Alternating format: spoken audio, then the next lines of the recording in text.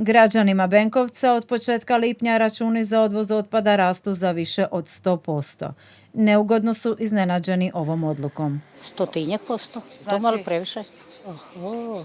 Dobro, na ove naše male penzice nije to baš previše. Tamo malo, ovamo malo, tako da ostaće nam za kruh. Dupla cijena. Ne znam šta reći. Poludili su. Pa to je ludo.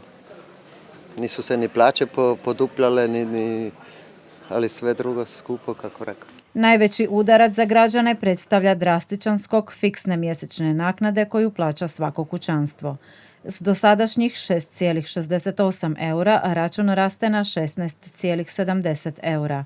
Znatno poskupljuje i varijabilni dio usluge, pa će pražnjenje spremnika od 120 litara, koje je do sada stajalo 90 centi, mještani plaćati 2,26 eura po svakom pražnjenju. Iz grada objašnjavaju da je do poskupljenja moralo doći zbog visokih cijena usluga otkako se od početka godine otpad prevozi u CGO Biljane Donje. Kad se počelo tamo odvoziti miješani komunalni otpad, došlo je do poskupljenja ogromnog, jer prije toga deponiralo se smeće, to je miješani komunalni otpad na deponiju u Polači, gdje je cijena prihvata bila oko 20 eura po toni.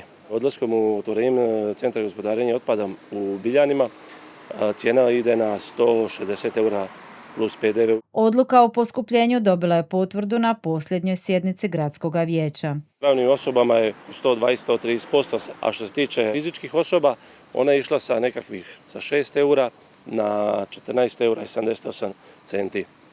Podizanje je trebalo biti iz kojeg se plaća CGO 3,90 u eurima, ali je grad tu uskočio sufinancirati tu razliku, ajmo reći od 2 eura od euro. U valu poskupljenja Benkovčani se opravdano pitaju što je sljedeće.